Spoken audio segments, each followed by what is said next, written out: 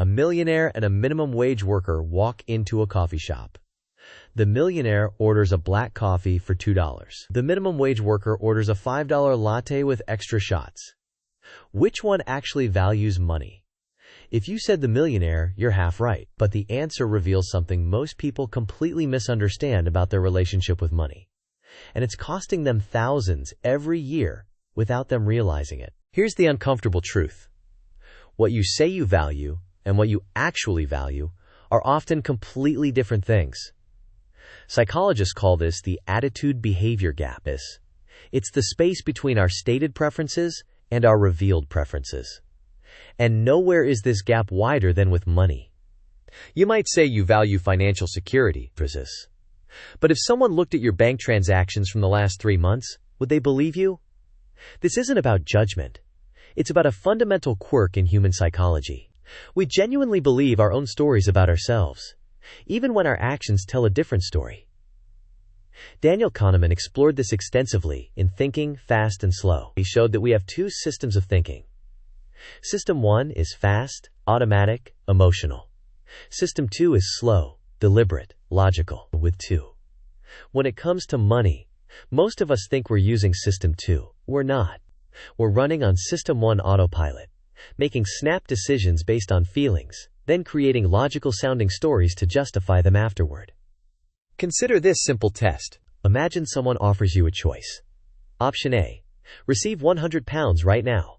Option B, receive £110 in 1 week. Which do you choose? 50s. Most people, if asked hypothetically, say they'd wait for the extra £10, but when faced with the actual choice, with real money on the table, they grab the £100 immediately. This is called present bias, and it's one of the clearest behavioral signs of how we actually relate to money. Not how we think we relate to it, how we actually do. The person who truly values money understands that money has time value. £10 for waiting 7 days is an incredible return. But System 1 doesn't care about returns. It cares about now. Here's what makes this fascinating. The behavioral signs that reveal your true relationship with money are almost never the obvious ones. They're not about being cheap or generous. They're not about driving an old car or buying designer clothes. They're about the tiny, invisible decisions you make dozens of times every day. The ones you don't even notice. In 1991, Warren Buffett was already a billionaire. His net worth was estimated at over $1 billion, and he was still cutting coupons for McDonald's breakfast. This became a famous story in investing circles. Buffett's friend and Microsoft co-founder Bill Gates told reporters that when they'd go out for meals, Buffett would pull out actual paper coupons, physical coupons, for a man who could buy the entire restaurant chain without noticing the expense. On the surface, this looks like the behavior of someone who values money, and in a way, it is, but not for the reason most people think. Buffett wasn't being frugal because he was worried about the cost. He was being frugal because of what psychologists call temporal discounting. Buffett famously said that he looked at every dollar he spent as what that dollar could become if he invested it instead. A $5 breakfast, to him, wasn't $5. It was what $5 compounded at his historical returns would be worth in 20 years. Potentially hundreds of dollars. That's not cheapness. That's opportunity cost thinking. But here's where it gets interesting. In the same period Buffett was clipping coupons, he was also spending millions on private jets. He eventually bought NetJets, a fractional jet ownership company, because he flew so much. So which is it? Does he value money or not? The answer is both, and that's the key insight. Buffett demonstrated what Morgan Housel calls asymmetric frugality in the psychology of money. He was ruthlessly frugal on things that didn't matter to him, and freely spent on things that saved him the one resource more valuable than money: time. This reveals a crucial behavioral sign. People who truly value money don't just think about the monetary cost of things. They think about the opportunity cost. Not just, what does this cost, but what else could I do with this money, this time, this attention, a piece? The person buying the $5 latte every morning isn't necessarily bad with money. But if you ask them how much that daily habit costs them annually, most couldn't tell you. 1,825 pounds, by the way. And more importantly, they probably haven't asked themselves the crucial question: is this latte worth more to me than what else I could do with nearly £2,000 a year? In 2015, researchers at Princeton University conducted a study that revealed something unsettling about how we make financial decisions. They gave participants a series of choices between immediate small rewards and delayed larger rewards. Then they did something clever. They tracked what people actually chose versus what they predicted they would choose. The results? People were terrible at predicting their own behavior consistently. Participants said they'd choose the delayed, larger reward. And consistently, when faced with the actual choice, they took the immediate, smaller one. We are strangers to ourselves when it comes to money. This connects to a concept economists call revealed preference theory. The idea is simple. If you want to know what someone truly values, don't listen to what they say. Watch what they do. Their choices reveal their real preferences, their real values, even when those contradict their stated beliefs. Richard Thaler won the Nobel Prize in Economics in 2017, largely for his work on this exact problem. In his book Misbehaving, he documented how traditional economics assumed people were rational actors who knew what they wanted and acted accordingly. But decades of research proved otherwise. We're predictably irrational. And nowhere is this more visible than in financial behavior. Thaler identified something he called mental accounting. We treat money differently depending on where it comes from or what category we've mentally assigned it to. A person might refuse to spend £20 on a discounted book because it feels frivolous, then blow £200 on a night out because that comes from their entertainment budget. The money is the same, but the mental account is different. Here's a behavioral sign that reveals your actual relationship with money. Do you have different standards for different types of money? Do you treat a tax refund differently than your salary? Do you spend gift money more freely than earned money? Yes, you're engaging in mental accounting. And it's distorting your financial decisions. Research from MIT's Behavioral Economics Lab found that people were willing to drive 20 minutes to save £10 on a £50 purchase, but wouldn't drive the same 20 minutes to save £10 on a £500 purchase. The time is the same. The savings are the same. But the percentage feels different, so the behavior changes. This is framing at work. People who genuinely value money recognize that £10 is £10, regardless of the context. They make decisions based on absolute value, not relative comparison. It's a subtle shift, but it's one of the clearest behavioral markers of financial literacy. In 2018, a woman died in London, leaving an estate worth over £800,000. She'd lived in a rundown council flat, wore the same coat for 30 years, and neighbors reported she would walk miles to save pennies on groceries.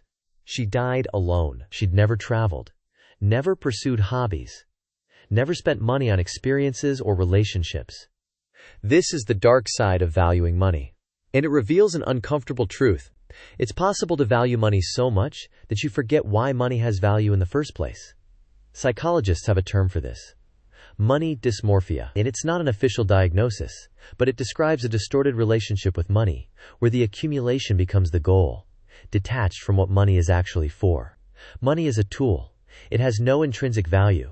Its value comes from what it can be exchanged for: security, freedom, experiences, time. When you forget that, you end up optimizing for the wrong thing.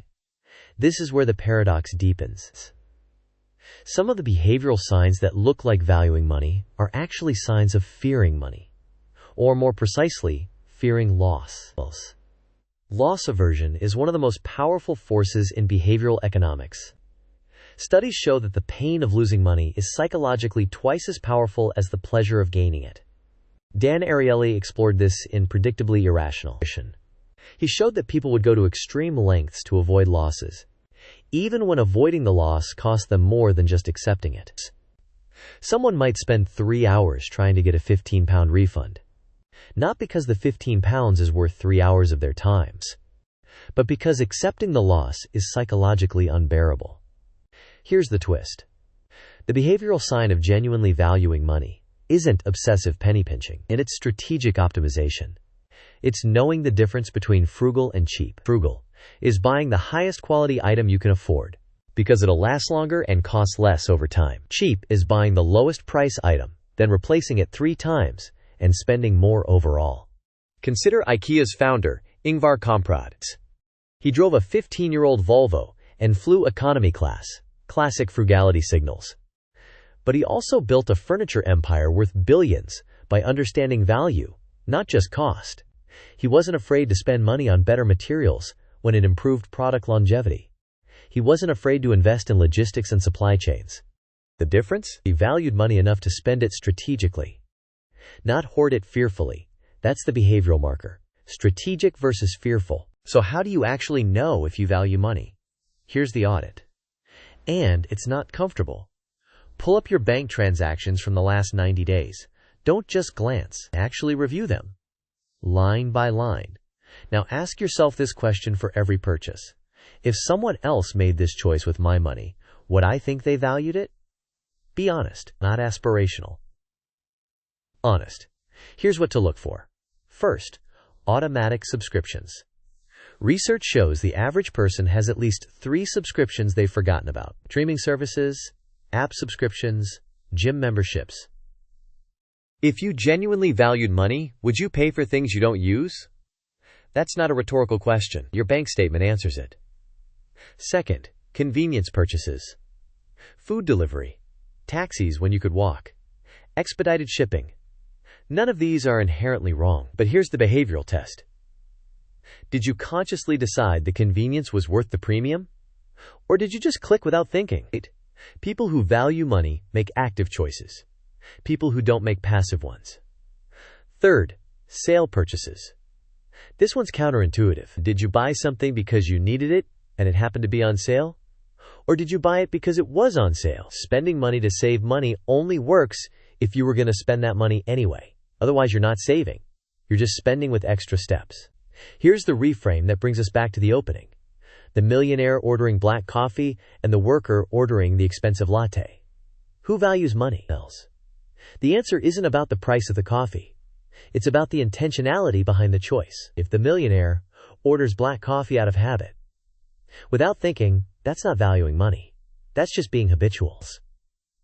If the worker orders the expensive latte, after consciously deciding that the enjoyment is worth more than the cost, that is valuing money. Because valuing money means understanding its trade-offs and making deliberate choices about them. Morgan Housel puts it perfectly in The Psychology of Money. Spending money to show people how much money you have is the fastest way to have less money. But spending money on things that genuinely improve your life, even if they're expensive, is exactly what money is for. The behavioral signs you actually value money, they're simple. You know what you spend. You know why you spend it. You make active decisions instead of passive ones. You think in opportunity costs, not just costs. And most importantly, you remember that money is worthless sitting in an account. Its value comes from what it enables. Security, freedom, time, experiences. The question isn't whether you're cheap or generous. It's whether you're intentional or reactive. Your bank statement already knows the answer. If this changed how you think about money, you'll want to see how the sunk cost fallacy is quietly draining your bank account. That video breaks down why we throw good money after bad and how to stop. I'll see you there.